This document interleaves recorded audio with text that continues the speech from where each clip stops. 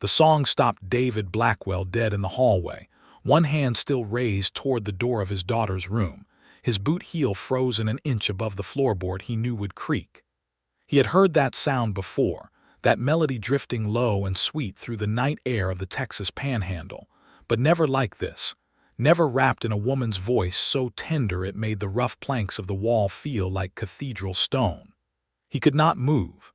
He could not breathe. He stood there in the darkness, this man who had ridden through Apache raids and buried his wife with dry eyes because someone had to keep standing, and he felt something crack open in the center of his chest like a fault line giving way beneath the desert floor. Inside the room, Eva Merritt sang. She was singing to Lily, his 6-year-old daughter who had not slept a full night in 14 months, not since the fever had taken Clara, not since the world had broken apart and David had tried to hold every piece together with bare, calloused hands. Eva had been in Redemption Creek for 3 weeks. 3 weeks as the new schoolteacher, 3 weeks of David telling himself she was hired help, a practical arrangement, a necessity, nothing more. 3 weeks of careful distance, of formal meals eaten fast and silences stretched taut as barbed wire. And now this. The melody was an old Irish lullaby, something from another world, another century, the kind of song that held grief inside it without letting grief win. Eva's voice wove through the words with such quiet authority, such bone-deep warmth, that David felt his throat close. He heard Lily say something small and muffled, and then Eva's voice dropped lower and answered her. Not the song now, but real words, real comfort, the kind his own tongue could never seem to find when he stood over his daughter's bed at night with nothing to offer but awkward silence and a calloused hand on a small forehead. He pressed his back against the wall of the hallway. He did not move. He stood there for the full length of 3 songs, listening, undone, terrified by what was happening to him, because a man who had buried his heart alongside his wife had no business feeling this alive. But we are getting ahead of ourselves. To understand what David Blackwell felt in that hallway on the night of September the 4th, 1882, you have to go back to the beginning of that summer, to the moment everything changed, to the moment the stagecoach from Amarillo rolled into Redemption Creek carrying Eva Merritt and a locked wooden trunk, and a face that gave away nothing at all. Redemption Creek sat in the upper panhandle of Texas like a dare thrown at the wilderness. It was a town of 300 souls, give or take the seasons, built along a single main road that turned to a river of mud in the rains and a river of dust in the droughts. There was a general store run by a man named Horace Plum, who weighed every ounce of flour as though the fate of civilization depended on the scale. There was a saloon called the Copper Spur that David avoided because the whiskey made him think about Clara, and thinking about Clara made him dangerous to himself. There was a livery stable, a barber, a bank smaller than most men's kitchens, a church without a preacher since Reverend Harlow had ridden south in March, and a one-room schoolhouse that had stood empty for 2 months following the abrupt departure of the previous schoolteacher, a Mr. Eldon Graves, who had left owing money to 7 different people and had never been seen again. The children of Redemption Creek were falling behind. That was the practical reason the town council, led by Judge Ambrose Cray, had written to the teacher's placement office in Austin. That was the practical reason they had accepted Eva Merritt's application without meeting her first, trusting the letter of reference from the Austin Academy of Education and the crisp, careful penmanship of her application letter. David had not been involved in the hiring decision. He had not wanted to be. He was on the town council technically, because he ran the largest cattle operation in the county, and because people respected a man who kept his word, but he had attended only 2 meetings in the past year, and had sent his foreman, Pete Aldridge, to the others with a list of terse instructions. He had not thought about the new schoolteacher at all until Judge Cray appeared at his ranch gate on a Tuesday morning with his hat in his hand. "I need a favor, David," the judge had said, squinting against the June sun. "No, you haven't heard it yet." If you're riding out here with your hat off your head, it's a favor I'm going to want to refuse, David said, leaning against the fence post and crossing his arms. The judge had the look of a man about to deliver bad news wrapped in good paper. The new schoolteacher arrives Thursday on the afternoon coach. She's a single woman, which I should have anticipated. I did not. The boarding house is full until October. Mrs. Finch has her sister's family visiting, and the only room in town that's available for a respectable woman is the one above the saloon, which, as you can imagine, no. David, I said no, Ambrose. I have a 6-year-old daughter and a house full of ranch hands, and I'm not running a boarding situation for strangers. Your hands sleep in the bunkhouse, the judge said patiently. You have 3 empty rooms, and I'm not asking you to take in a stranger. I am asking you to provide temporary lodging for an educated professional who has agreed to teach your daughter alongside every other child in this town. David had looked out at the flat, golden land that rolled away from his fence line, and felt the familiar weight of everything that needed doing pressed down against his shoulders. He had thought about Lily, who had refused to go to school since Clara died, who sat in the kitchen every morning while Pete's wife, Marta, tried to coax her into eating, who had stopped drawing pictures and had stopped asking questions and had stopped, it seemed to David, being entirely herself. 2 months, he said finally, until the boarding house clears. She stays in the far room, takes her meals when they're offered, and she does not get involved in how I run my household. The judge had put his hat back on with the relieved energy of a man who had narrowly avoided disaster. She'll be grateful. I don't need her gratitude, David said. I need her to teach school and leave me in peace. He had meant every word of it. He was completely wrong about how it would go. The Thursday stagecoach arrived with the usual racket of harness and hooves, and the passengers filing out into the dust with the stunned expressions of people who had been shaken for 7 hours, and were not entirely sure the shaking had stopped.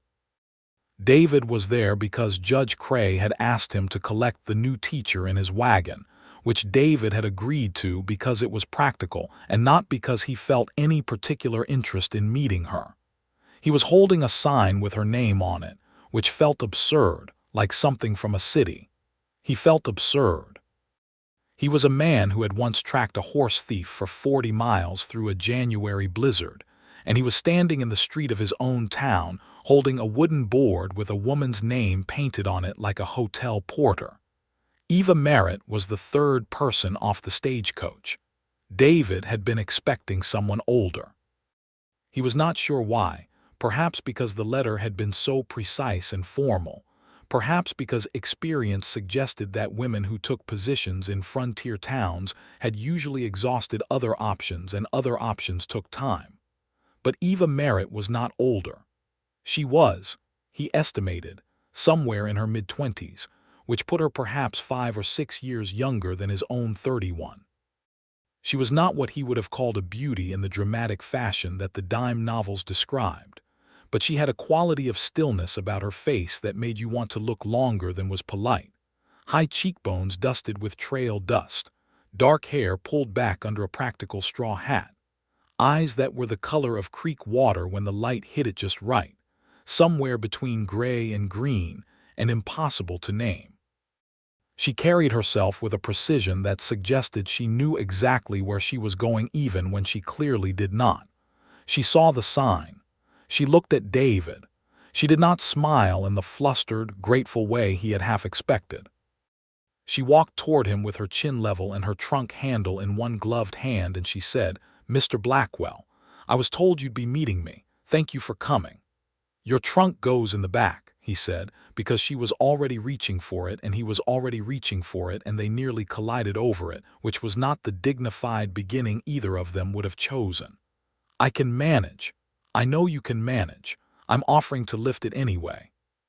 He said it flatly, without charm, and she released the handle without further argument, which he found he respected.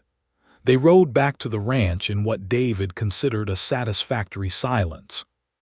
Eva sat beside him on the wagon bench and looked at the land with the focused attention of someone storing information, rather than simply passing through it. She asked one question in the first mile, a practical one about the distance from the ranch to the schoolhouse, and when he told her it was 2 miles and that he would arrange for a horse to be available to her each morning, she thanked him without excessive warmth and did not speak again for another mile. "You're not what I expected," he said finally, without meaning to say it at all. She looked at him briefly. "Neither are you," she said, and then she looked back at the land, and he had no idea how to interpret that and told himself he did not care. The ranch house was a solid structure, 3 bedrooms and a wide front porch and a kitchen large enough to cook for 10, which it often had to do during roundup. Marta Aldridge, Pete's wife, kept the kitchen and the house in order during the day and had clearly prepared for Eva's arrival with more care than David had. There were fresh flowers in the far room's window, which David had not asked for and which made him feel obscurely annoyed. Lily was in the kitchen when they arrived. She was sitting at the big wooden table with a glass of milk she had not touched, and she was looking at the door with the wary, calculating expression of a child who has learned that new people are usually followed by change and that change is usually followed by loss. She had Clara's coloring, fair hair and pale blue eyes, but she had David's jaw, stubborn and squared even in miniature. Eva did not rush at her. She did not exclaim. She set her traveling bag down just inside the kitchen doorway and she crouched down, not so close as to invade, just close enough to be at eye level, and she said, "You must be Lily. I'm Miss Merritt. I'm going to be teaching school here." Lily said nothing. She looked at Eva with the full weight of her judgment. "I heard there's a creek about half a mile east," Eva said. "Is there good fishing?" The question was so unexpected that Lily blinked. "Papa doesn't let me fish alone," she said, her first words directed at Eva, suspicious but engaged. "That seems sensible," Eva said. "I don't fish alone either. It's better with company." She straightened up and picked up her bag. "It's very nice to meet you, Lily." She went to find Marta to be shown to her room and left Lily sitting at the table with her milk, and David watched his daughter pick up the glass and take a sip, which she had not done in 20 minutes, and he told himself that this meant nothing at all. The first week was professional and cordial and nothing more. Eva opened the schoolhouse on Monday morning with 11 children between the ages of 5 and 14, including 3 of Pete Aldridge's children and the mayor's twins, and a solemn boy named Thomas Vance, whose father ran the general store. She organized them by reading level rather than age, which David heard about from Pete with the slightly bewildered admiration of a man who had expected less innovation. Lily did not go to school the first week. David asked her every morning and she refused every morning, and he did not force her, because he had made the mistake of forcing her once, in March, and she had been sick with anxiety for 3 days afterward, and the memory of her small face in that state was something he could not revisit without a sensation he could only describe as physical pain. On Wednesday evening of the first week, Eva found him on the porch after supper. The sun was going down over the panhandle in the extravagant fashion of a Texas summer, all orange and purple, and the kind of beauty that feels almost aggressive when you are not in the mood for it. David was sitting in the porch chair he always sat in, the one on the right, the other one having been Clara's, and remaining empty through a stubbornness he had never examined. Eva stood at the porch rail with her arms folded and looked at the sunset for a moment before she said, "May I ask about Lily?" "She's fine," he said, which was what he always said. "I know she's not coming to school. I'm not here to pressure you about that." "Then what are you here to ask?" Eva turned around and leaned against the rail and looked at him directly. It was one of the things he was beginning to notice about her, that she did not look away from difficult things the way most people did. "She lost her mother," Eva said. "When?" 14 months ago. Fever, typhoid." Eva was quiet for a moment. The evening bugs were starting their noise, and somewhere out near the barn the horses were moving in the way they did at the end of the day. "My mother died when I was 7, Eva said. "I understand something about what Lily is carrying." David looked at her. He had not expected that, and he could not think of anything useful to say in response to it, which was his usual problem with things that felt real. "I'm not asking to replace anything," Eva said, and her voice was careful, precise, the way her handwriting was. "I'm asking if you'd mind if I talked with her sometimes, in the evenings, if she's willing." David should have said no. He had meant to keep things clean and separate. But the thought of Lily's face at the kitchen table, the way she had blinked at that question about the fishing, made him say, "If she's willing. I won't force her toward anything." Eva nodded and went inside, and David sat on the porch until it was fully dark, feeling like a man standing at the edge of something he could not see the bottom of. Lily was willing. It happened in the slow, sideways fashion that children chose when they did not want to admit they were interested in something. By Thursday evening, Lily had appeared in the kitchen while Eva was reading, and had sat down at the table without being invited, and had picked up a book of her own, and had not read a single page of it, but had watched Eva read with the attention of a hawk studying a field mouse. Eva had said nothing about this. She had simply read her book and occasionally read a passage aloud as though to herself, which happened to be a passage about a girl who kept a wild rabbit and taught it to come when she whistled. On Friday, Lily had asked what happened to the rabbit. "I don't know yet," Eva said. "I haven't finished the book." "Can I find out too?" "You could read it when I'm done," Eva said. "Or I could read it to you in the evenings if you'd like." Lily had said yes in the small, quiet voice of someone granting a considerable favor, and Eva had accepted this with the gravity it deserved, and that was how the evening readings began. David had no objections to the readings. He told himself they were practical, that a child who was read to would be more prepared for school, that it was all very rational. He did his evening accounts in his study, which was at the end of the hall past Lily's room, and he walked past the half-open door each night without pausing. The first time he paused was the second week. He was walking past, and he heard Eva's voice shift into something lower and gentler, the reading voice giving way to a listening voice, and he heard Lily say, in a whisper that was not quiet enough for a 6-year-old, "Do you think Mama can hear us talking?" He stopped walking.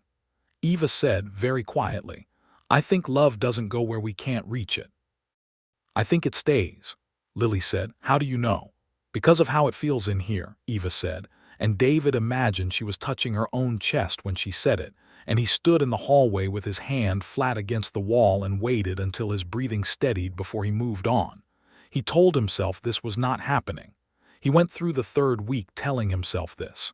He was not falling in love with the schoolteacher. He was grateful she was kind to his daughter. He was grateful she was competent and quiet, and did not fill the house with the nervous chatter that some women used to mask discomfort. He was grateful she did not look at him with the soft, pitying eyes that every widow in Redemption Creek had pointed at him at some point in the past 14 months. He was grateful she treated him like a person who still had all his pieces, even when he was fairly certain he did not. But gratitude was not love. He was very clear about that. He was also beginning to notice other things, things he would have preferred not to notice. He noticed that she took her coffee without sugar, which was unusual for a woman from Austin, and that she read at the kitchen table every evening for exactly 1 hour before she went to bed, and that when she laughed at something, which was rare and therefore precious, it was a real laugh, unguarded, the kind that came from somewhere below the careful composure she wore through most of her days. He noticed that she was not entirely comfortable in Redemption Creek. He noticed this the way he noticed things that had not yet become problems, but were working in that direction. He noticed it in the way she sometimes stood at the window and looked at the road into town with an expression that was not quite longing and not quite dread, but something between the two. He noticed it in the way she had not fully unpacked her trunk in the first week, as though she was preserving the option of leaving quickly. He asked Pete about it one morning in the second week, in the careful, indirect way of a man who does not want to admit he is asking. Pete Aldridge was a broad, good-natured man who had been David's foreman for 6 years, and who had the unfortunate quality of occasionally seeing directly through things.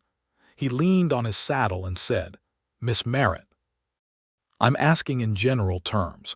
Has she said anything to you or Marta about settling in? Marta says she's polite, but she doesn't talk much about herself." Pete pulled a piece of grass from the fence and chewed it thoughtfully. "Could be she's just private. Could be she's got something she's private about." "Could be," David said, and went back to the cattle count. But the question stayed with him, the way questions did when they were connected to something you were pretending not to care about. The answer arrived not from asking but from overhearing, which seemed to be the pattern his relationship with Eva Merritt was establishing. It was a Saturday in late July. David had ridden into Redemption Creek to pick up supplies and had gone into the general store, where Horace Plum greeted him with his customary mixture of commercial enthusiasm and personal gossip, and where David paid for flour and nails and lamp oil and was about to leave when he heard the name. He was not eavesdropping. The store was not large. Judge Cray and the mayor, a man named Herbert Klein who was pompous in the specific way of small-town men with minor power, were talking near the counter, and David's name had not come up, but Eva's had. "Merritt woman came from some trouble in Austin is what I heard," Klein was saying, in the lowered voice of a man who considers himself a repository of important information. "Involved with some prominent family. There was an engagement that fell apart, and from what I understand it did not fall apart quietly." "Where did you hear that?" Judge Cray said, with the skeptical tone of a man who has heard Klein's intelligence before and found it frequently wrong in the details. "My wife's cousin has a friend in Austin. Says there was a scandal. Nothing criminal, mind you, but the kind of social mess that makes a young woman want to get herself to the far end of Texas." David set his money on the counter and took his supplies and left without contributing to the conversation. He rode home with the supplies and with the new weight of this information, and with the strong feeling that he had no business carrying it at all, because it was not his business, because Eva Merritt's past was her own and she had not offered it to him, and he had not asked for it. But secrets had a way of mattering, in his experience. Secrets had a way of being the exact shape of the thing that would eventually do the damage. He sat on that knowledge for 5 days. On the 6th day, which was a Thursday evening in late July, the damage announced itself. A letter arrived.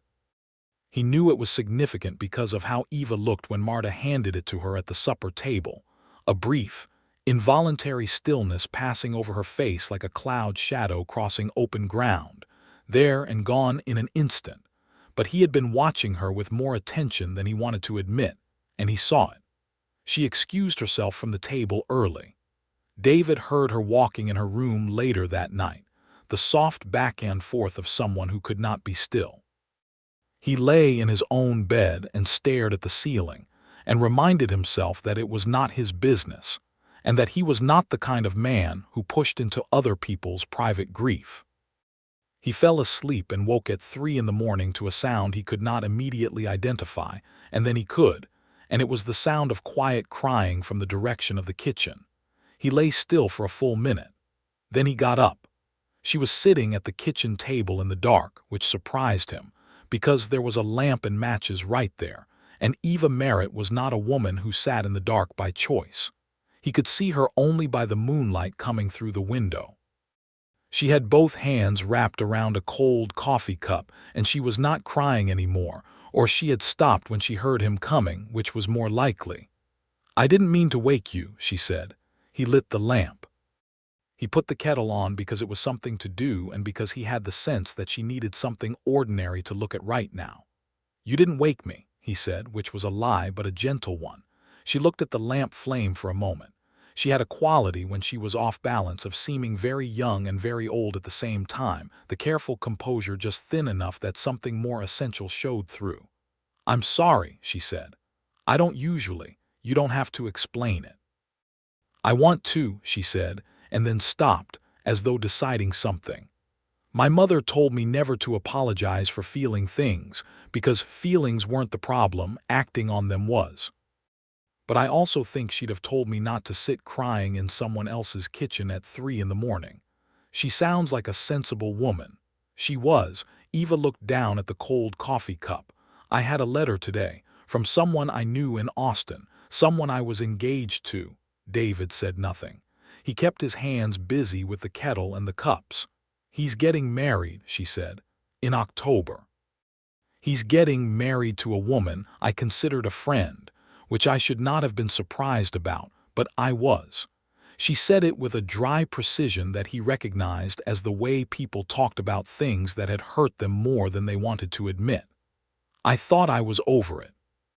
I thought I had moved far enough away from it that it would stop being capable of reaching me. I was wrong. The kettle began to sing. David poured the hot water carefully and set the cup in front of her and sat down at the table, which was not something he had planned, but standing over someone who was hurting felt wrong. "What happened?" he said. "If you want to say it." She looked at him for a moment, measuring something.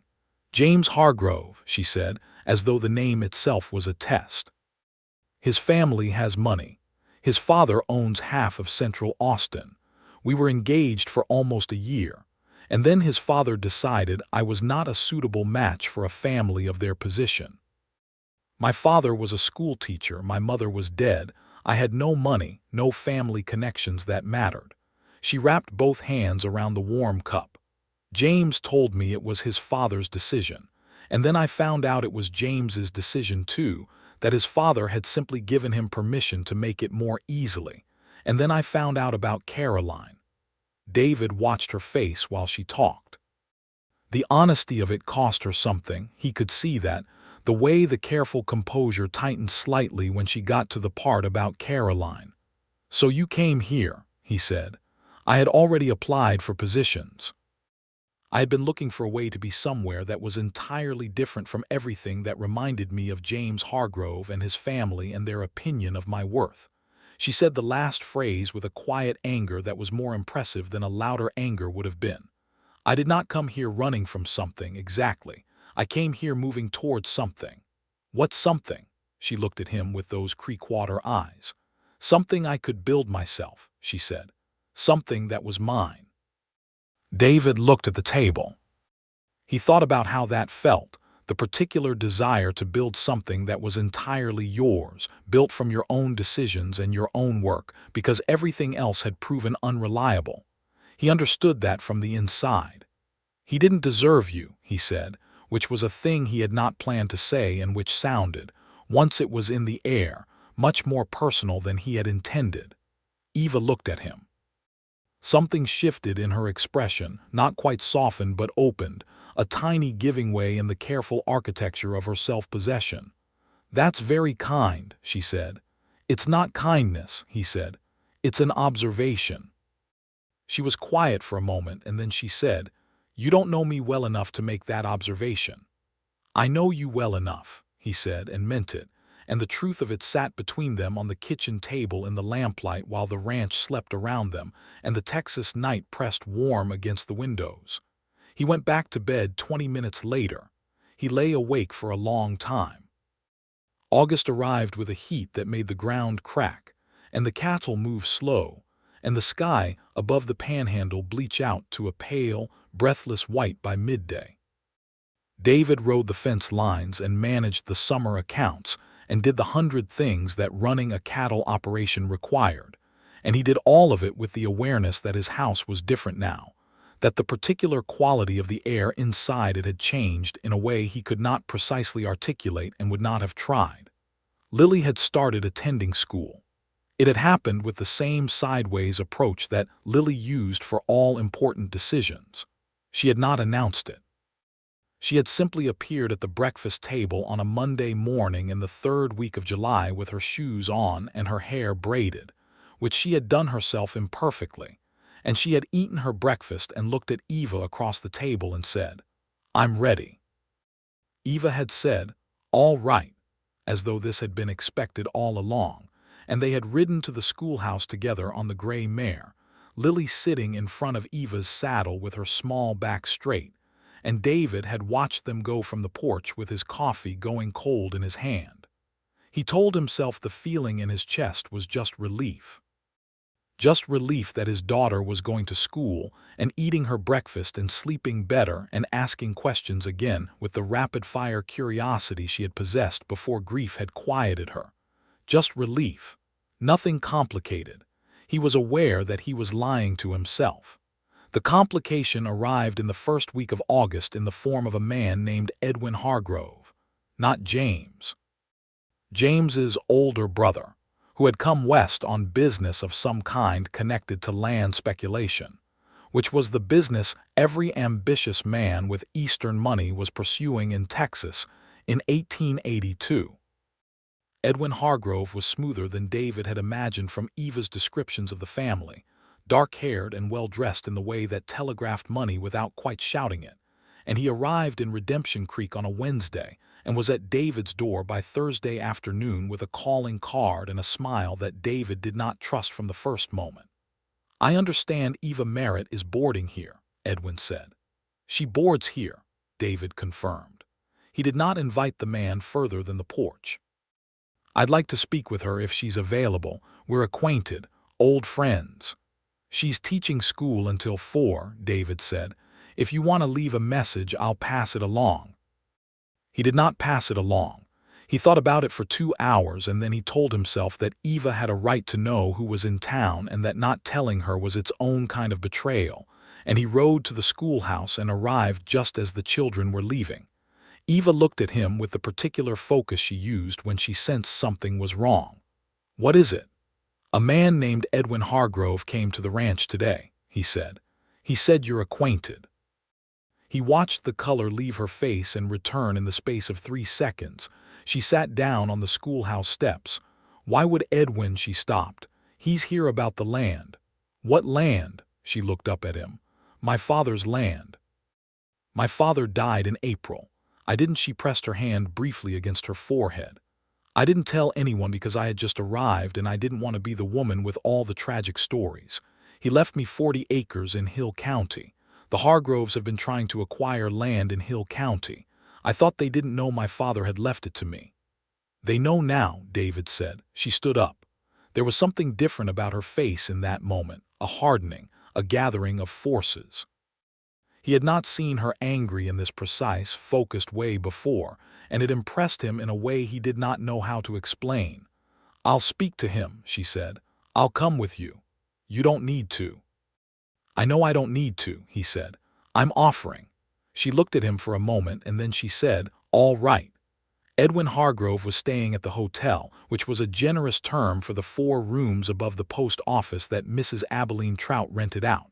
He received them in the small sitting room downstairs with the polished courtesy of a man who had practiced looking reasonable in difficult situations. "Eva," he said, "you look well."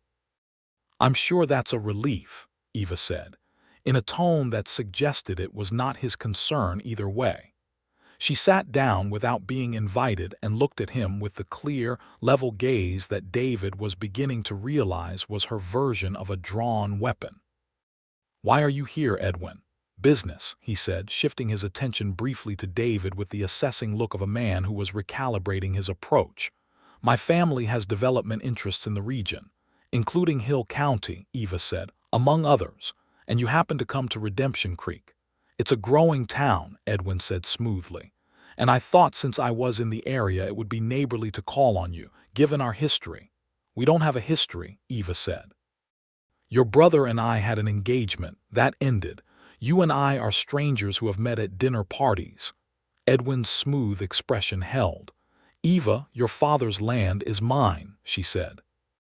"Is legally mine with a clear title filed in Hill County, and it is not for sale. Everything is for sale at the right price." "Not everything," she said. She stood up.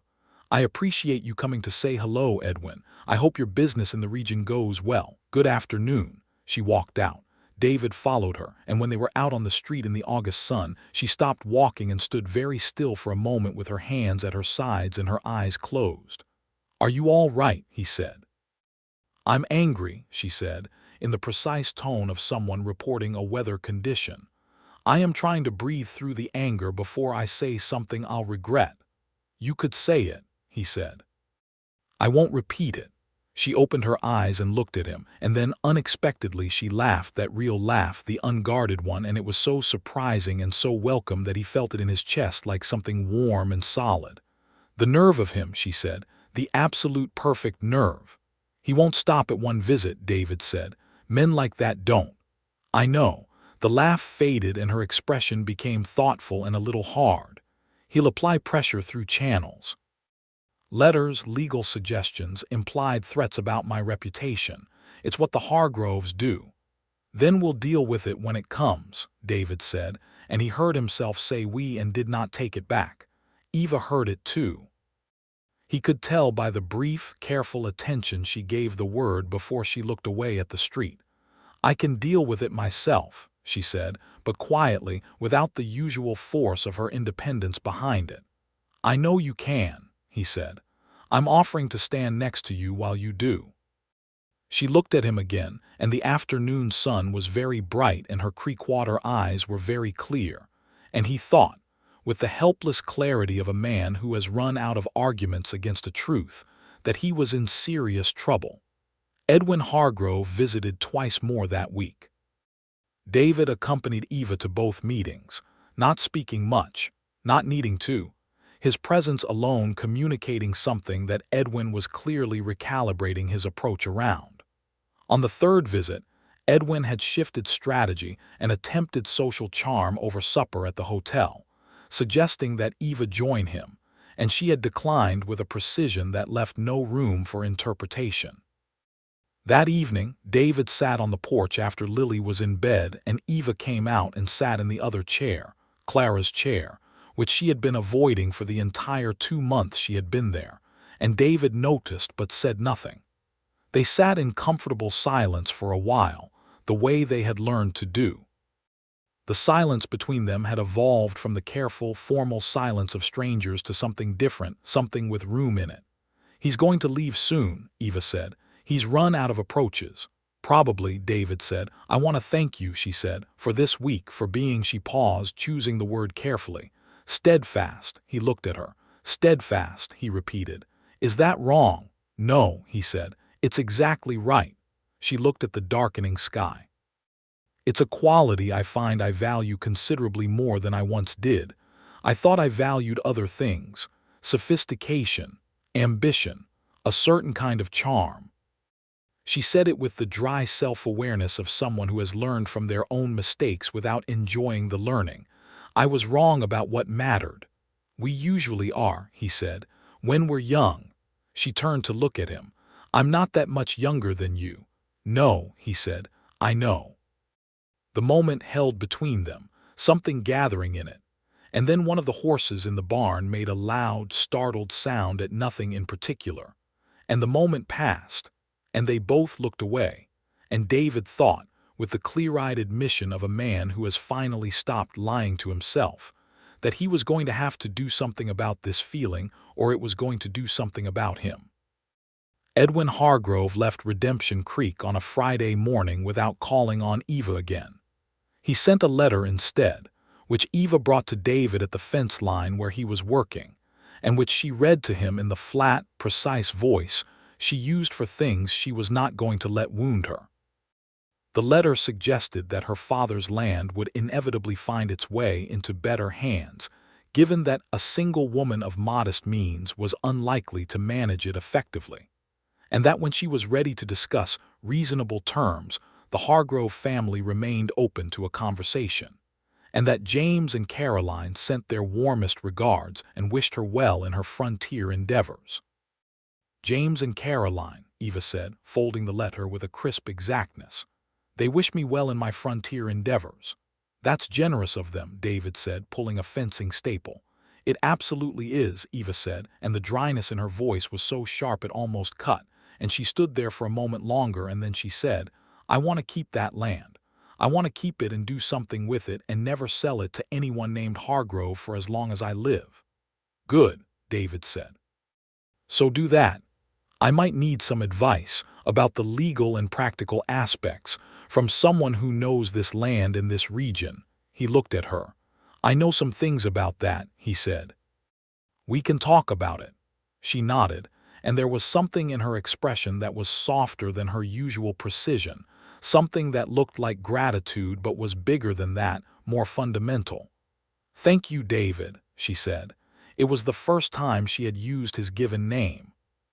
He had been David Blackwell his whole life, had heard his name thousands of times, but the specific way she said it, with that quiet weight, with that particular quality of trust, did something to him that he felt all the way to the ground.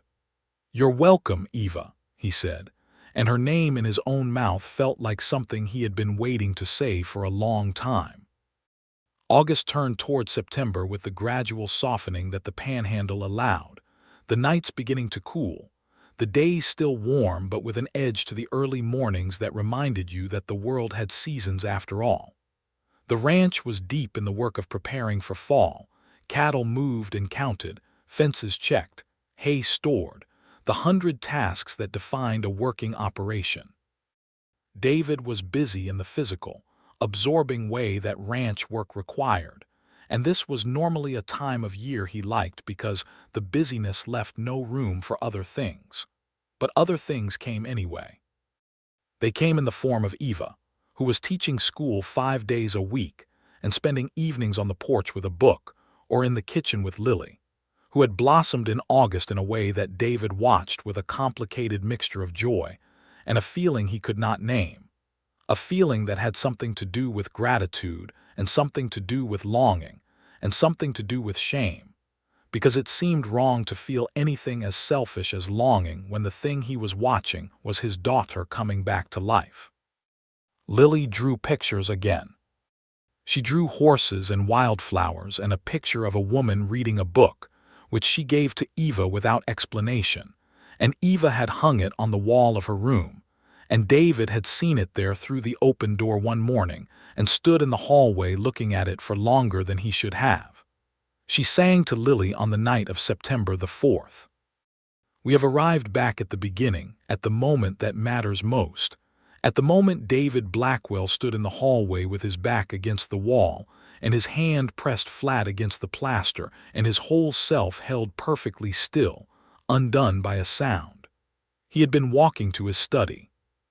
He had heard the singing begin as he passed Lily's door, which was half open as it always was at bedtime, and he had stopped walking without deciding to stop, the way you stopped walking when you stepped from shade into sudden, unexpected sunlight.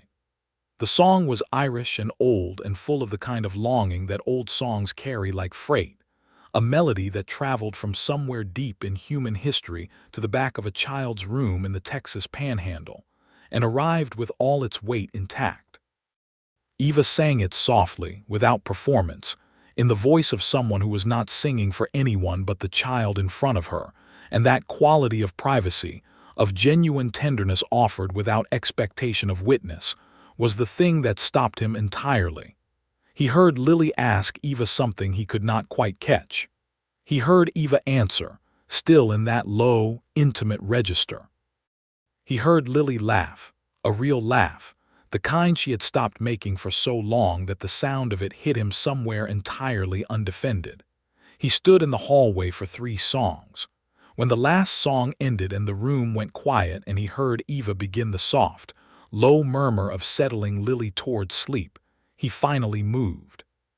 He went not to his study but back down the hall and out the front door and onto the porch, where he stood with both hands on the porch rail and looked at the enormous dark sky above the panhandle, which was thick with stars in the way that only truly empty country could produce, and he said nothing and thought nothing organized or useful.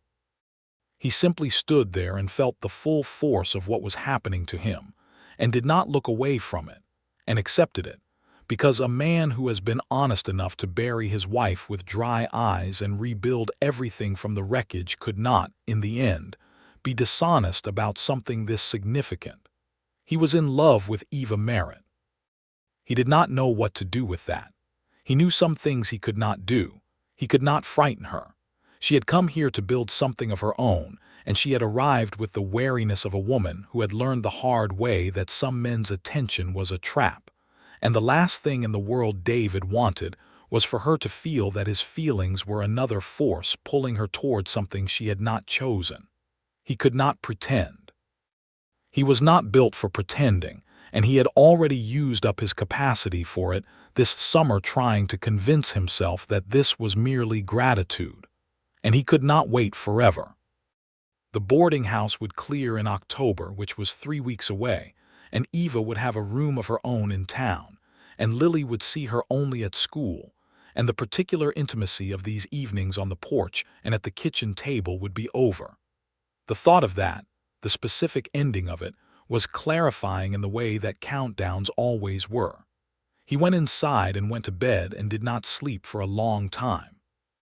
The next morning he was up before dawn, which was normal, and he worked through the morning, which was normal, and at lunch he sent Pete to manage the afternoon work because he needed to go into town, which was less normal. He had a specific purpose. He went to see Judge Cray, not about Eva, but about a legal matter connected to her father's land in Hill County, a matter he had been considering for 2 weeks and now felt with increasing urgency was the right thing to do.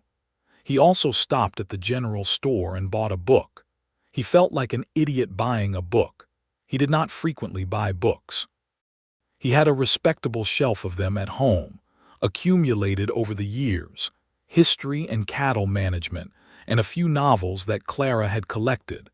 But he had not bought a book as a specific act of intention for a person in a long time. He asked Horace Plum if he had anything good, which was a vague request that Plum handled with surprising efficiency by producing a collection of Emily Dickinson's poetry and a novel called Ben-Hur that had been published 3 years prior and was considered quite remarkable, and David bought both because choosing between them felt impossible. He brought them home and put them on the kitchen table where Eva would find them when she came in from school, with no note, which in retrospect he realized was cryptic to the point of being unhelpful. She came in at 4:30 and found the books and looked at them and then looked at him where he was sitting at the table with a cup of coffee, and she said, "Are these yours?" "They're for you," he said, "if you want them." She picked up the poetry collection. She opened it carefully as though the pages were something valuable. "Ben-Hur was very well reviewed," she said, not looking at him. "So I've heard." She set it down and looked at him. "Thank you, David." "I wasn't sure what you'd already read," he said. "If you have them both, I'll take them back and choose something else." "I have neither of them," she said. She was looking at him with the clear, careful attention she gave to things she was working to understand. "That was a kind thought." "It was a selfish thought," he said. "I wanted to see what you'd pick up first." She looked down at the books and picked up the Dickinson again deliberately. "She writes about death," Eva said, "but she makes it feel like something you can look at directly. That's rare." She looked up at him. "What does it tell you that I picked this one?" "That you're not afraid of difficult things," he said. Something moved across her face. She set the book down and sat across from him at the table and looked at him with the full, open attention that she reserved for things that mattered to her. "You've been different this week," she said. "Have I, since Wednesday evening? Something changed?" She said it without accusation, simply with observation, the way she named most things. "I don't know what it was." He looked at his coffee cup. He thought about the hallway, about standing there unable to move while she sang, about the 3 songs and Lily's laugh, and the sky full of stars. He thought about everything he could lose by speaking and everything he would certainly lose by staying silent. "You're leaving in October," he said. "To the boarding house." "Yes," she said carefully. "I find I'm not." He stopped. He was a man who had spent most of his adult life saying hard things plainly because plain speech was the only kind he trusted. He looked up at her. "I don't want you to go." The kitchen was very quiet. Outside, the ranch sounds continued, Pete's voice somewhere and the movement of horses and the normal, indifferent sounds of a working place. But inside the kitchen, there was a silence that felt like held breath. "David," she began. "I know what you came here for," he said. "I know you came here to build something of your own, and I respect that more than I can explain. I know you came here with good reasons not to trust certain kinds of attention from men. I am not," he paused, choosing his words with the care of a man for whom words cost something. I am not asking you to give up anything you came here for. I am not asking you to change direction. I am telling you that I have been trying very hard for 2 months not to feel what I am feeling, and I have been doing that out of respect for your situation and your autonomy, and the fact that you have the right to come here and teach school and live your life without some ranch owner complicating it. He stopped. Eva looked at him with those creekwater eyes, and her face held a complexity that he could not read, which was unusual because he had become good at reading her. "What are you feeling?" she said very quietly. "You know what I'm feeling. I'd like you to say it." "I'm in love with you," he said, with the same flat, unornamented honesty he used for everything that was true. "I have been for some time. I think it happened somewhere in the middle of July, and I spent August arguing with myself about it.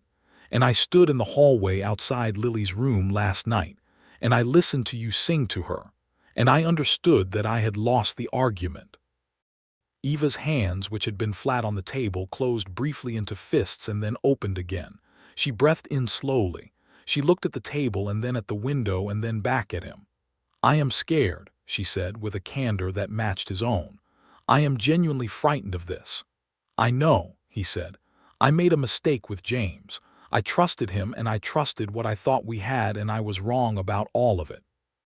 And I came here specifically to be somewhere that was only about my own choices and my own building, and I was doing that, and then—" She stopped. She pressed her lips together for a moment. "And then you were steadfast," she said, with the ghost of a wry smile. "And you bought me books, and you stood in the street next to me while Edwin tried to intimidate me, and you let me sit in your kitchen at 3 in the morning and drink your tea." She paused. "And you said he didn't deserve me before you even knew the whole story." "He didn't," David said. "No," she agreed. "He didn't." They looked at each other across the kitchen table, and the weight of everything that had been not said between them for 2 months was present in the air between them, almost visible, almost substantial. "I'm not James Hargrove," David said. "No," she said. "You are absolutely not. I'm not going to trap you into anything. I am not presenting you with a forced choice between your independence and this. I'm telling you what I feel because not telling you felt like its own kind of dishonesty, and I can't." He paused. "I cannot do dishonesty, not after these past 2 months of it." Eva was quiet for a long moment. Then she said, "When you stood in that hallway last night, how long were you there?" He looked at her. "You knew." "I heard you stop walking," she said. "The floor doesn't creak, but the sound changes when someone's standing still. I knew someone was there." He absorbed this. "3 songs," he said. She breathed out, something releasing, and she said, "I sang those songs because I wanted to give Lily something that I wished someone had given me at 7 when I needed it. And I was also singing them because—" She stopped. She looked at him with the full honesty of someone who has decided to cross a threshold. "Because there was something good about being in that house, about the life in it. I wanted to be part of it in some way, and the singing was how I knew to do that." "Part of it," he said. "Yes," she said. "David, yes." He reached across the table and took her hand, which was the boldest thing he had done in a very long time, and she looked at his hand over hers, and then looked at his face with the expression of someone who has decided to stop being afraid, or at least to be afraid and do the thing anyway, which was a quality David understood because it was the quality that had gotten him through every hard thing in his life. "I would like to court you properly," he said, "if that's agreeable." She looked at him with the ghost of that real laugh somewhere behind her eyes. "You're asking very formally for someone who just told me he's in love with me." "I'm a formal person," he said. "You're absolutely not," she said, "but I appreciate the effort." She turned her hand over under his and held it. "Yes, that's agreeable. Marta Aldridge found out within 3 days because Marta Aldridge found out everything within 3 days. It was a gift she had, and she announced her approval to David in the kitchen on a Tuesday morning with the satisfied energy of someone who had seen this coming and was taking moderate credit for it. "She's a good woman," Marta said. "I know that," David said. "She's good for Lily. I know that too." "And she's not going to put up with your silences," Marta said, with the particular candor of a woman who had been watching him be impossible to live with for 14 months and had strong opinions about the end of that. "She's going to make you talk, and that is going to be very good for you." "Thank you, Marta," David said, in a tone that suggested the conversation was finished, and Marta smiled and went back to the biscuits. Lily found out through the specific radar that children had for adult changes in their environment. She noticed that David and Eva sat closer on the porch in the evenings. She noticed that they talked for longer and laughed more. She said nothing about this for several days, and then one morning at breakfast she looked at Eva and then at David and said, "Are you sweethearts?" David said nothing, which was unhelpfully consistent. Eva said very calmly, "We're getting to know each other better. Would you mind that?" Lily thought about this with great seriousness. Then she said, "Miss Merritt is already here," as though this resolved the philosophical question entirely. David looked at his daughter with something so full it was hard to contain. "Yes," he said, "she is." October arrived. The boarding house cleared on schedule. Eva's room was available. David said nothing about it, and Eva said nothing about it, and she did not pack her trunk and did not mention leaving. And on the morning of the 5th of October, David found her in the kitchen drinking her coffee and reading the Dickinson, and he sat down across from her and said, "Your room in town is available." "I know," she said without looking up from the book. "You don't have to stay here," he said. "I don't want you to feel David," she said. "Yes. I'm staying," she said. She looked up from the book. "If that's agreeable." "Very agreeable," he said, and the relief that moved through him was so complete it was almost physical. They rode out to the Hill County land in mid-October, a 3-day ride, with Pete's oldest son as their escort because it was not proper to make the journey alone, which Eva had pointed out, and David had agreed to with the internal acknowledgement that propriety was a real consideration, and not just a social performance. The land was 40 acres of rough Texas hill country, cedar and oak and rocky creek-cut ground, beautiful in an austere and demanding way that was entirely different from the panhandle's flat golden stretches. Eva walked the land with the particular focus of someone taking inventory of something precious. Had the deed, which Judge Cray had helped her secure and clarify at David's instigation, and she stood at the high point of the property and looked out over the hills with an expression David could not take his eyes off of. "I'm going to keep it," she said. "I don't know what I'll do with it, but I'm going to keep it." "You could run cattle on the lower sections," he said. "There's decent grass. The creek makes it workable." She looked at him. "You know about that." "I know a little," he said, and she laughed. They rode back to Redemption Creek on the 3rd day in the early evening light, the sky doing the dramatic Texas things it did, and they rode side by side and talked with the easy fluency of people who had stopped being careful with each other, who had decided to trust the conversation wherever it went. "I want to ask you something," Eva said, somewhere in the 2nd hour of riding. "Ask it." She was quiet for a moment, and then she said, "Clara, you haven't talked about her." He had known this was coming. He had been aware that it was a door he had not opened, and that Eva, being who she was, would eventually need to know what was on the other side of it. "She was good," he said after a moment. "She was a good woman, and she worked hard, and she loved Lily with everything she had. We had a good marriage. We were not," he paused, choosing his words with care. "We were not what I would call a great love. We were partners, and we respected each other, and we built a good life. And when she died, I was broken by it in the way that you're broken when something steady and important is suddenly gone, when the whole structure of your days collapses." He looked at the horizon. "But I have thought about it honestly since this summer, because honesty is the only thing I know how to operate on, and I have thought about the difference between what I felt for Clara and what I feel for you, and it is not the same thing." Eva rode quietly beside him. "What I feel for you is not," he stopped. "It is not the comfortable love of people who have built something practical together. It is something else. Something that makes me want to be better and also makes me unable to think straight, which are two things that have not previously occurred in me at the same time." He looked at her. "I don't know what to do with that except to say it." "It's frightening," she said softly. "Yes," he said, "but I have been frightened of things before and done them anyway. It seems to be a pattern." She reached across the space between the horses and briefly touched his arm, just a touch, and then withdrew, but it was enough. It was everything it needed to be, and they rode the rest of the way home in the kind of silence that was not empty but full of something that was still being built but was already substantial enough to stand on. November came in with cold winds and the first hard frost that crackled the morning grass and sent breath clouds from the cattle in the early light. The ranch shifted into its winter rhythms, and the schoolhouse was warmer now with the iron stove that David had repaired in October after Eva mentioned, very carefully, that several of the children were coming to school with cold hands that made writing difficult. He had repaired it the next morning and said nothing about it, which Eva had noticed and said nothing about either.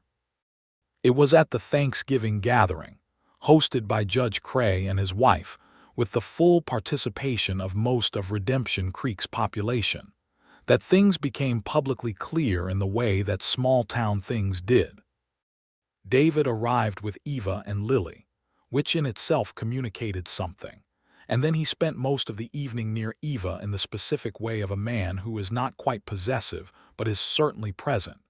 And by the end of the evening, the quality of the looks they exchanged had been observed by enough people that the town settled into its comfortable collective knowledge of this new development. Mayor Klein's wife told David privately that she was very pleased, that Eva was an excellent influence on Lily, that she hoped things progressed in the natural direction, which David managed to respond to graciously while silently agreeing that natural was precisely what he intended. He proposed in December, not on any planned date or planned occasion. He had been thinking about it for weeks with the methodical consideration he gave to decisions that were going to last, but the actual moment of it arrived without ceremony, which was fitting because he was not a ceremonious man. They were in the kitchen after supper, the late December cold having driven the evening in early, and Lily was already asleep, and Marta had gone home for the night, and they were drinking coffee and Eva was reading something aloud to him from the newspaper, one of the political stories she found fascinating and he found she explained very well, and he listened to her voice and her quick intelligence moving through the material, and he put down his coffee cup. "Eva," he said. She looked up. Something in his voice must have told her because her expression changed before he spoke, became very still and very attentive. "I want to marry you," he said. "I want you to stay here. Not in the boarding house arrangement, not as the schoolteacher who lives in my far room. I want you to be here as my wife and as Lily's." He paused, because this was the most careful part, the part that required the most precision. "Not as her replacement for her mother, as yourself, as whatever you are to her, which is already something real and something she needs and something I am deeply grateful for." Eva set the newspaper down carefully on the table. "I know this is not the life you planned," he said. "I know you came here to build something of your own. I am asking you to build it here, with me. I am asking you to be my partner in every sense of that word, in the ranch and the decisions and the raising of Lily and whatever else comes. I'm not asking you to disappear into someone else's life. I'm asking you to let this be yours too." Eva looked at him for a long moment, and he could see everything moving across her face, the old fear and the new courage and the careful, honest reckoning she applied to everything. "My land in Hill County," she said. "Your land," he said. "Always, non-negotiable." The corner of her mouth moved. "You rehearsed that." "I thought about it," he admitted. She was quiet for one more moment, and then she said, "Yes, David, yes." He reached across the table and took her hand and held it, and she looked at their joined hands and then at his face, and her expression was something he had not seen on her before, something entirely open, all the careful architecture down, just Eva, just this. "I love you," she said, and he heard in it the weight of what those words cost someone who had learned the hard way that they could be misused, and he understood the courage of it, and he held her hand with both of his. "I love you," he said. "I will not give you reason to regret it." "I know," she said, with the quiet certainty of a woman who had, over these months, learned the specific difference between a man who made promises and a man who was already keeping them. They were married in February of 1883. The wedding was in the church, which still lacked a permanent preacher but had the benefit of a circuit minister who passed through every 6 weeks and who was delighted to perform the ceremony. Half of Redemption Creek came, because in a town of 300 people a wedding was a significant occasion, and because Eva had become, over her 7 months in the community, genuinely beloved, not in the way of someone who performed charm, but in the way of someone who was consistently honest and capable and kind. Lily wore a white dress that Marta had made, and she held Eva's hand during the ceremony on the walk to the church. And when the minister asked David if he took this woman to be his wife, Lily whispered, "Yes," a half-second before he said it, which provoked the kind of quiet laughter that only makes a moment more beautiful. Eva Blackwell, as she was now, moved her trunk properly into the main bedroom, and the far room became a proper guest room, and the house settled into its new configuration with a naturalness that felt like something that had been coming for a long time and had simply needed to arrive. Spring brought the work of it, the genuine, daily, imperfect work of building a life with another person, of learning each other's difficult edges along with the beautiful ones. David was silent in ways that Eva had to learn to ask questions into. Eva had standards for how things should be organized that required some negotiation. They disagreed twice about ranch decisions, and once, significantly, about what Lily should be told about the circumstances of her mother's death, which was a real disagreement that required 3 separate conversations to resolve, and which they resolved by listening to each other with the respect that both of them, having come from situations where they had not been heard, were determined to practice. The disagreements did not frighten David the way he had expected them to. They had a kind of clarity that felt healthy, 2 people who said what they meant, and meant what they said, and trusted that the structure underneath the disagreement was solid enough to hold the weight. Eva continued to teach school. This had been part of their agreement, an agreement David had made with full sincerity because he understood that her work was part of who she was, and that diminishing it would diminish her, and he had not come all this way and changed all the things inside himself to diminish Eva Merritt. The children of Redemption Creek were advancing with a rapidity that was drawing attention from neighboring counties, and Judge Cray had received a letter from Austin praising the state of the school, which he read aloud to Eva with visible pride, and which Eva had accepted with the slightly pained modesty of someone who did not like too much fuss. In September of 1883, a year after the night in the hallway, Eva told David she was pregnant. She told him in the morning, at the kitchen table, in the same plain, clear way she told him most things, and he sat across from her and felt the kind of joy that was so large it did not know how to behave in a body, that pressed against the inside of his chest and the back of his eyes simultaneously. "Are you all right?" he managed. "Very all right," she said, watching him with the quiet smile she had that was different from all her other expressions, deeper and more private. He stood up and went around the table and he held her, just held her, and she put her arms around him and they stayed like that in the kitchen with the morning light coming through the windows and the ranch waking up outside. Lily received the news with a scientist's curiosity and an immediate, practical concern about where the baby would sleep, which led to a careful discussion of room arrangements. David let her be part of the planning in the specific way that made her feel that she was not being displaced but expanded, and she took her role in this seriously, ultimately declaring that the baby should have the room that had been Eva's, which she called the reading room, which she felt was an appropriate start for a new person. The pregnancy was good.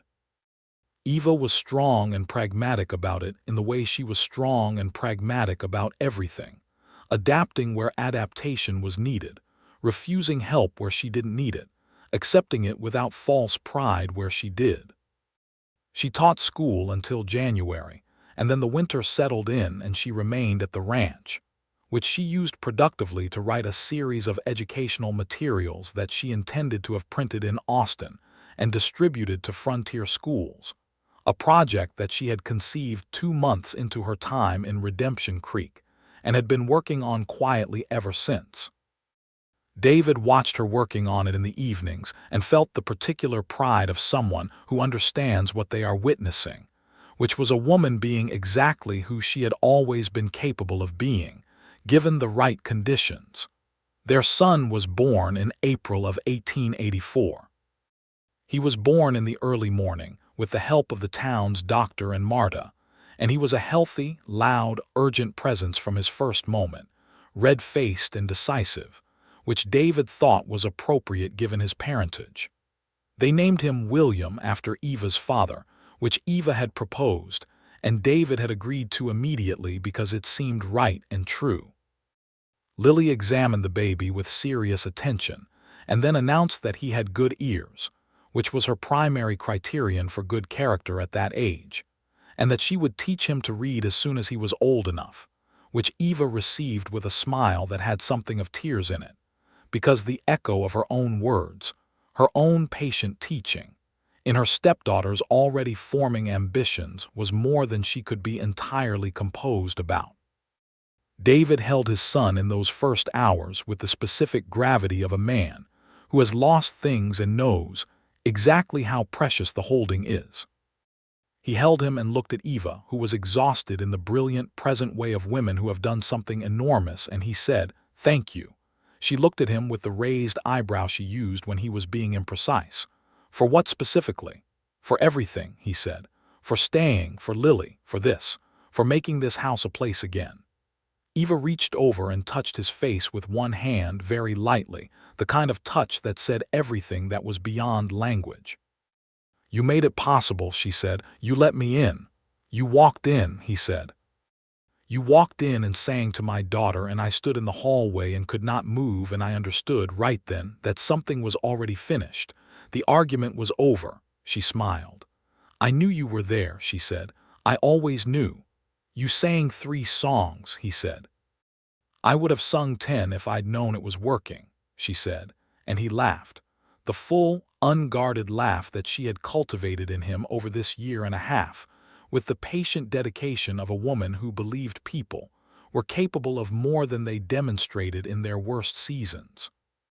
The years that followed were the kind of years that do not make for dramatic stories but make for real lives, which are better than dramatic stories in the ways that count.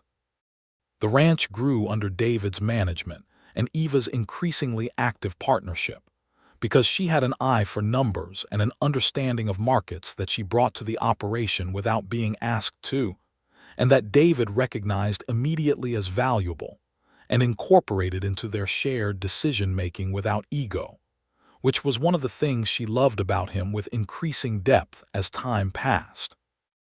The educational materials she had written were published in Austin in 1885 and were adopted by 7 frontier schools in Texas and 2 in New Mexico, which arrived as news in a letter from the Austin publishing house that she read at the kitchen table and then sat very still over for a long moment. David came in and found her sitting there and read the letter over her shoulder and put his hand on her shoulder and said nothing, because he understood that this moment required no words. Her land in Hill County she kept. They rode out to it each summer as a family, a tradition that began the summer William was 2 and Lily was 9, and they camped on the high ground and looked at the hills, and Eva taught Lily about the plants and the geology with the specific delight of someone passing knowledge to someone else who genuinely wanted it. The land was leased for cattle grazing to a neighboring rancher, providing a modest income that went into a fund Eva had established for Lily's education, which was one of the practical arrangements she had made without discussion, and which David had discovered and accepted as exactly the kind of thing Eva would do. Lily grew into a young woman of considerable intelligence and very definite opinions, which was entirely predictable given that she had been raised primarily by 2 people of considerable intelligence and very definite opinions. She attended the academy in Austin at 16, which was the correct year and the correct age, and she wrote letters home that made David read them twice because they were so much like Eva's letters and so much like his own thinking processed through a perspective that was entirely her own. In 1887, when William was 3 and Lily was 11, Eva became pregnant again. This time the pregnancy was harder in the middle months, requiring more rest than she was inclined to give herself, which produced some significant negotiations between her and David about the definition of sufficient rest, negotiations that she won in theory and he managed in practice by quietly arranging things so that the heavy work did not reach her without her noticing the arrangement. Their second child was another son, born in January of 1888, and they named him Thomas James, Thomas for the boy in the schoolhouse from Eva's first year who had grown into one of her most dedicated students, and James not for the Hargrove, but because it was a good, strong name and the past did not get to own every version of a word. 2 sons. 1 daughter who was already 3/4 grown, a ranch that was producing well, a school that was the pride of 3 counties, a land in the hills that was Eva's alone and always would be, and a life that was theirs together, built from the specific combination of David's steadfastness and Eva's clarity, and the way they had learned over these years to make room for each other's silences and each other's fire. The night that David thought about most, even as the years accumulated and the house filled and changed, and the children grew in the specific and astonishing way children grew, was still the night of September the 4th, 1882. The hallway, the 3 songs, the moment he had understood that he was already finished arguing with himself, that the argument had been lost to something stronger than arguments. He told William about it once when William was 12 and asking questions about how people knew when they were in love, the pragmatic, earnest questions of a boy who was old enough to be curious and young enough to want an answer. "Your mother sang to Lily," David said, "and I stood in the hallway and listened, and I could not move, and I understood." William considered this. "That's not very complicated," he said. "No," David agreed. "It wasn't. Once I stopped trying to make it complicated." Eva heard the end of this conversation from the kitchen doorway and said nothing, but later that evening on the porch, sitting in the 2 chairs that had long since become their chairs, neither of them occupied by memory or absence anymore, she put her hand over his and said, "What did you tell him?" "The truth," David said. "That I stood in the hallway and heard you sing and could not move." "And," she said, "and that some things are as simple as that," he said, "when you're willing to hear them." She turned her hand over under his and held it, the same gesture from that kitchen table 10 years ago, the same weight and the same warmth, and they sat on the porch of the house they had built together and looked at the evening coming down over the panhandle in its extravagant way, all orange and purple, and the kind of beauty that, when you were in the right company, felt like a gift rather than an affront. Lily came home from Austin for Christmas of 1894 with the specific energy of a young woman who had been out in the world and found it both larger and more manageable than she had expected. She was 20 at this point, clear-eyed and warm and possessed of her father's jaw and Eva's ability to name things precisely. She sat at the kitchen table that first evening home and watched her parents moving around each other with the easy, long-practiced fluency of people who have learned each other deeply. And she said, with the particular satisfaction of someone who has lived with something long enough to understand its full value, "You two are still exactly right together." Eva sat down across from her and said, "We worked at it." "I know," Lily said. "That's why it's still right." David, at the stove, said nothing, but he looked at Eva across the kitchen and she looked at him, and between them passed the private language that 10 years of daily life and real love and difficult honesty and chosen trust had built, the language that required no words, the language of 2 people who had been brave enough to stand in the doorway of something uncertain and step through it anyway. The winter of 1895 was mild by panhandle standards. The ranch was settled and thriving. William was doing his schoolwork with Eva's thoroughness and David's stubbornness in equal measure. Thomas was 7 and had recently learned to ride a horse, and considered himself a working cowboy of the first order, which the actual working cowboys humored with the affectionate patience of men who recognized themselves in a child's ambition. One evening in March, David found Eva at the kitchen table late, long after the children were in bed, the lamp turned low, a piece of paper in front of her that she was not writing on but sitting with, her expression thoughtful and still. He sat down across from her and waited. "I was thinking about my father's school in Austin," she said. "The one I attended as a child, the one he taught at." She looked at the paper. "There's a position opening for a director of curriculum, someone to guide how the school teaches frontier children who attend in the city." He looked at her. He heard everything the statement was not saying. "Would you want it?" he said. She looked at him. "It would mean time in Austin, months during the academic year. We would have to work out an arrangement." "We could work out an arrangement," he said. "David, Eva," he leaned forward. "You built a school here that changed this whole county. You wrote curriculum material that are in 9 schools across 2 territories. Your father was a school teacher, and his daughter is going to shape how an entire generation of frontier children is educated. And if you want to do that from Austin for part of the year and from this kitchen for the rest of it, I am absolutely capable of keeping this ranch and these children alive and functional while you do." She looked at him with the expression he loved most, the one that was entirely open. "You would not resent it." "I would miss you terribly," he said honestly. "That is not the same as resentment," she breathed in slowly. "It's a lot of time away from home." "We have a home that will be here when you come back," he said. "A full one. We built it solid." She reached across the table and touched his face, as she had the morning William was born, the same gesture, the same complete weight of everything that was beyond what words could hold. "I don't deserve you," she said. "You're absolutely right," he said with the ghost of a smile. "You deserve better." She laughed, the real laugh, the unguarded one, and it was still the most welcome sound he knew. She applied for the position and was offered it and accepted it in April of 1895.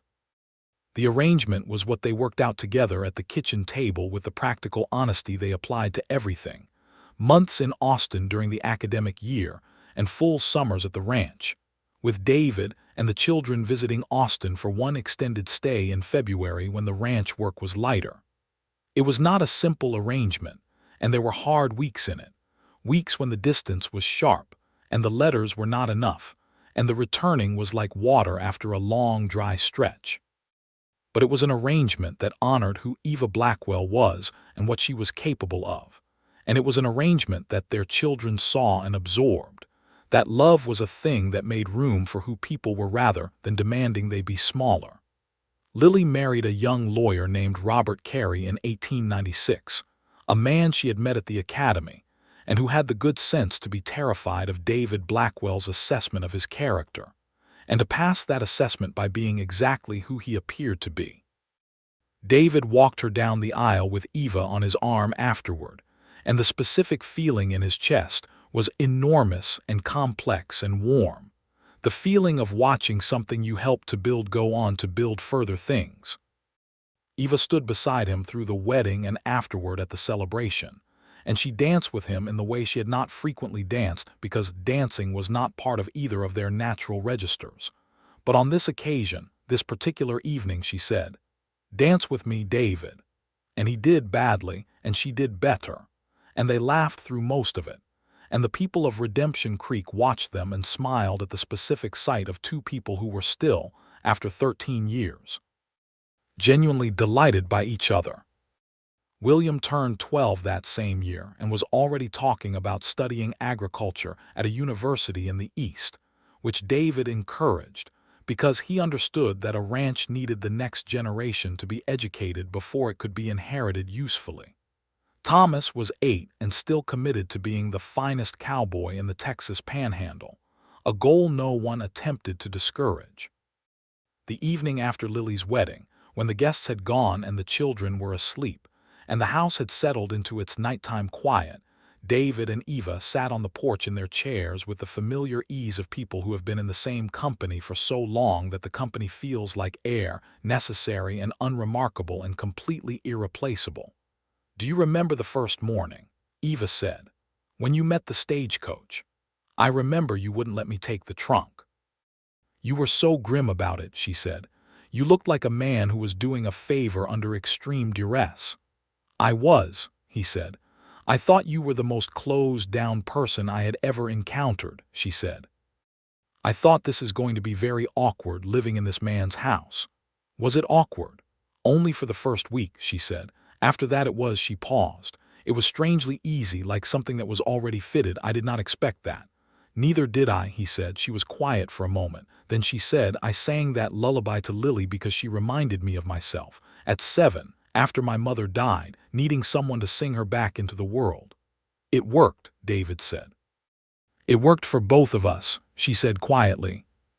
He looked at her in the evening light, this woman who had arrived on a stagecoach with a locked trunk and a face that gave nothing away, who had sung to his daughter and changed the whole interior of his life, who had built her own work alongside their shared life without sacrificing either, who had become the most real and present and complete part of everything he was.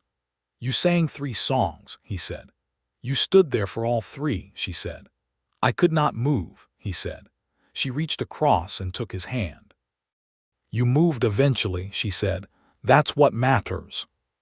He held her hand and looked at the Texas sky, which was doing its enormous, generous, extravagant thing, all stars and darkness and the vast, indifferent beauty of the frontier night.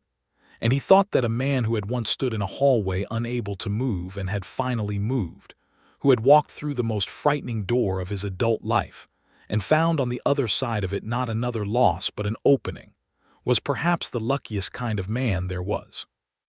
Not the man who had never been afraid, but the man who had been afraid and had stepped forward anyway, toward the sound of singing, toward the open door, toward Eva.